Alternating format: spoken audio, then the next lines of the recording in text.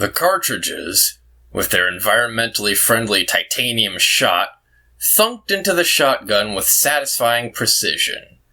Mason snapped it shut, and with pursed lips viewed his sprawling farmyard. Where to start? Where would the killer stray be hiding? He hooked the shotgun under his arm and headed for the huge enclosed barns where grain handlers could still be heard at work. There would be the place, but he knew he would have to be careful about where he fired.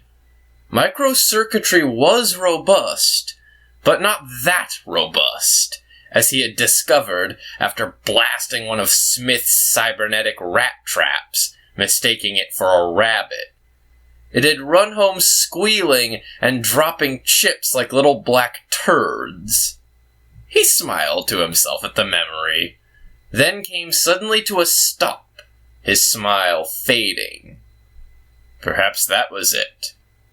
Perhaps Smith had reprogrammed one of his traps to hunt cats. For revenge. Mason's suspicions had only been aroused when the general had disappeared. The disappearance of the other two cats he had put down to other things. They could have found another home with a more ready food supply. He did not believe in giving them all they would want, even though it was tax-deductible. He called it motivation. They were working cats, after all. Another possibility that crossed his mind was that they had not been quick enough when the combine harvester had come round, and that he would find their remains when he came to do the baling.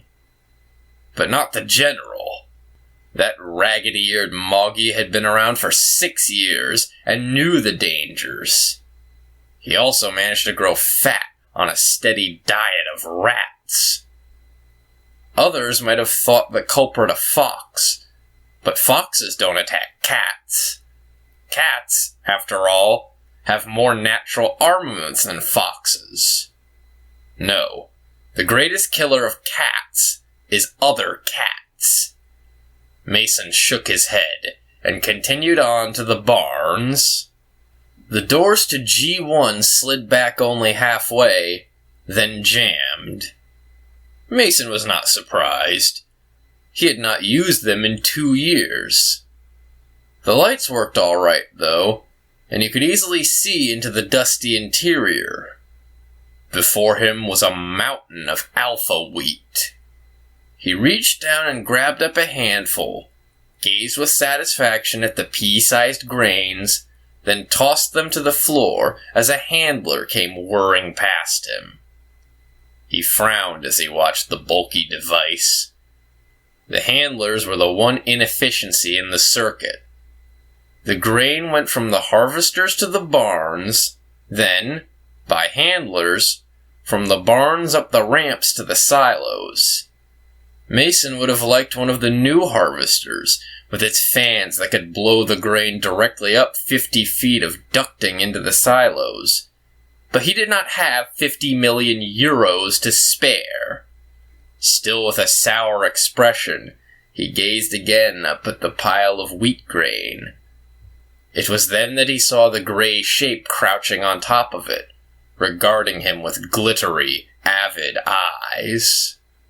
Mason raised his shotgun, deciding on the instant that this was the stray. The creature turned to flee, and Mason hesitated as he realized that it was not a cat at all, but a huge rat. He lowered his gun as it scampered down the other side of the pile, a sweat breaking out all over him. No wonder the general had gone missing. He took out his handkerchief and wiped his face, then cautiously moved in. No way did he want to come suddenly upon a rat that size. On the other side of the pile, there was no rat. 50 yards in front of him were the doors to G2. He trotted over to them and hit the opening button. The doors slid aside, and a wedge of light was thrown into the darkness. The rat was there. It froze, pinned by light. Mason raised his gun to fire and saw that the rat had something round its middle. It looked almost like a tool belt. The shotgun kicked, and the rat shot into the air with a shriek and spattering of blood, then hit the ground convulsing. Mason stepped aside and turned on all the lights. He scanned around as other large shapes fled amongst the grain piles, but he did not shoot at them. Right then he had only one cartridge left in his gun and a couple in his pocket, and did not feel altogether safe. He approached the dead rat. Somehow the creature had managed to wrap a piece of canvas webbing around itself. At least this is what Mason told himself at first. But as he came to stand over it, he realized that this was not a good enough explanation. The rat was wearing a tool belt, and hanging from it were tools fashioned from bone, wood, and old nails. Mason reached down and hauled up the huge rat by its tail, then glanced around him as he heard more movement. Raising his gun, he backed out of G2, dragging the rat carcass with him. As he reached the door, he detected movement and looked up. Crouched on one of the grain piles was another rat. There came a snapping sound, and something cracked against the door beam and clattered to the floor. Mason peered down at the small crossbow bolt, swore, then got out of the barn as fast as he could. "Now, Mr. Mason, there's no need to upset yourself. Trap Tech can sort out your little problem." Patronizing jerk, thought Mason, staring down at the deep-frozen rat corpse he had dumped on the table. Smith had recommended this man, but Mason did not like him. The suit was the first thing that annoyed him. Mason had an aversion to anyone wearing a suit. He reckoned it was a certainty that this bloke had a pair of green rubber boots in the trunk of his company car. He looked up. "Upset myself? Little problem? I've got armed rats in my barns, and you call it a little problem?" "Yes, sir. Perhaps I am wrong to call it a little problem, but it is a problem we at Trap Tech are used to handling." Mason could not believe he was having this discussion. The last he had heard about tool-using ability in the animal kingdom had been from a program about apes who managed to break open nuts with rocks. "Tell me again where they come from." "As I said, man has become the greatest force of evolution. We are forcing intelligence on the animal kingdom. It is..." Mason raised his hand before the Trap Tech rep could move into full bullshit mode.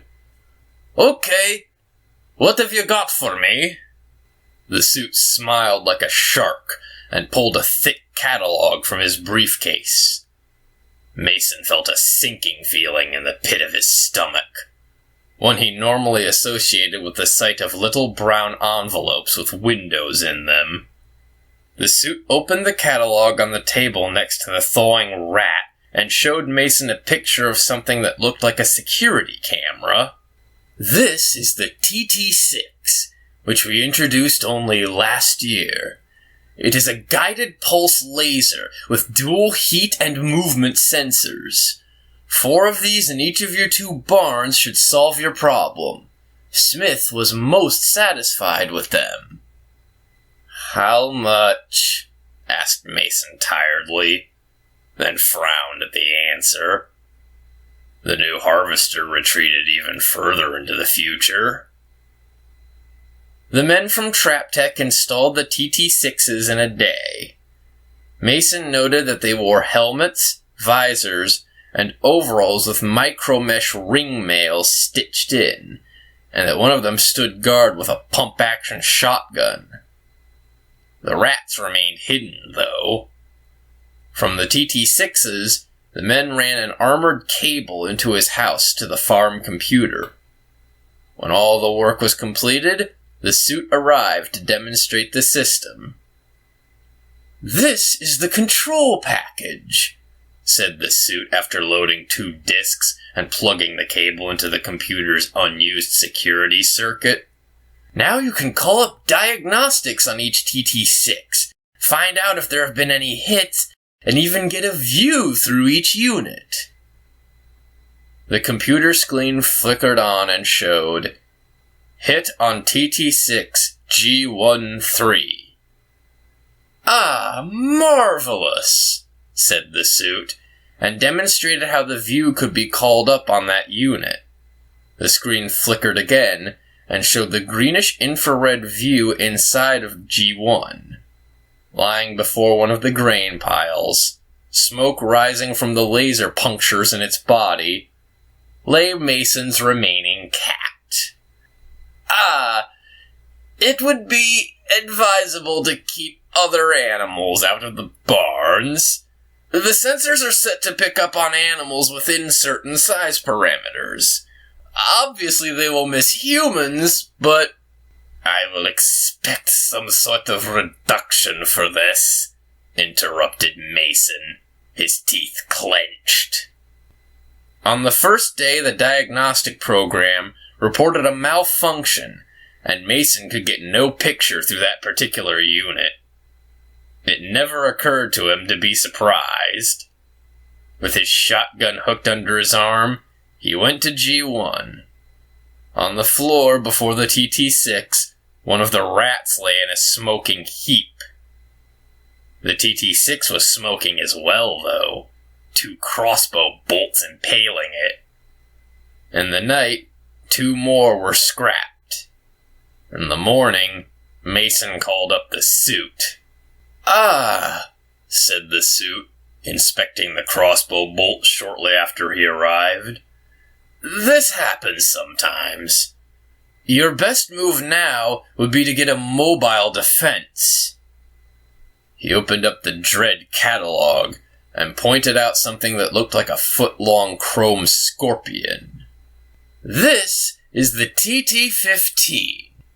Those TT-6s are still under guarantee. I can give you a very reasonable exchange price with service contract and deferred payment, and though they are expensive, you will only need 1 TT-15. The TT-15 arrived the next day. Just taking it out of its box gave Mason the creeps. After turning off the TT-6s, he took it into the barns and turned it on. Immediately it scuttled into the shadows. Mason found himself fearing it more than he feared the rats, and he quickly went outside. Its homing beacon he placed by the compost heap. After half an hour, the TT-15 came out with a dead rat in its mandibles and dumped it by the beacon. Next to the tractor on which he was working, Mason shuddered and turned back to his task. Later, as he sat on one of the tractor's tires and rolled himself a cigarette, he saw 3 rats run out of G1, with the chrome scorpion in pursuit. He found himself hoping the rats would escape, but before they reached the polythene-wrapped straw bales, it had the slowest of them. Caught it, crunched it, then like some horrible gun dog, took it to the compost heap.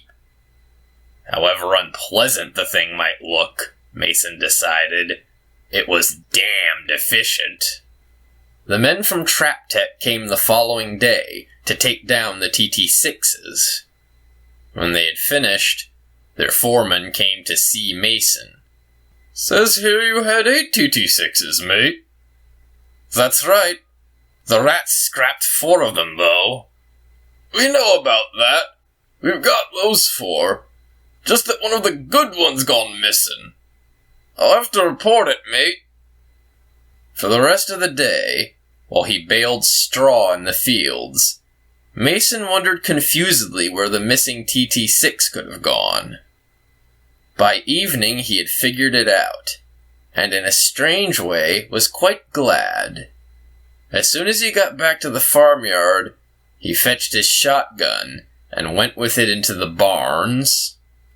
It had been one hell of a fight in G1.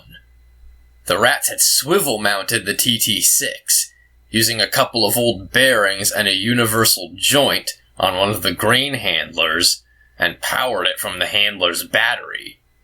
Mason was impressed, but realized the rats had not taken into account the reflective surface of the TT-15.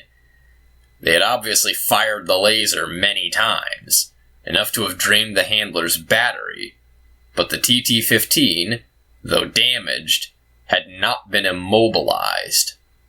A battle with crossbow bolts and hand weapons had then ensued. The floor was littered with dead and dismembered rats, weapons, and silvery pieces of the TT-15. Finally, the rats had managed to shut the doors into G2 on it, trapping it, and there it remained, its motor whining periodically. Mason walked over to the doors, opened them, then hit the lights for G2. The TT-15 scuttled on into the barn, immediately zeroing in on movement at the further edge of the floor. Mason gazed across and saw a group of rats. Many of them were injured. Many of them were applying dressings and tying on splints. They all looked up at him, glittery-eyed. He raised his shotgun and saw what could only be described as a look of fatalism come onto their ratty faces. He fired both barrels of the shotgun and blew the TT-15 to scrap. As he turned and left the barn shortly after, on his way to cancel the check he had sent to Trap Tech, Mason felt extremely pleased with himself. In fact, the happiest he had felt in days. The kind of rats he really hated wore suits and cost a damn sight more than a few handfuls of alpha wheat.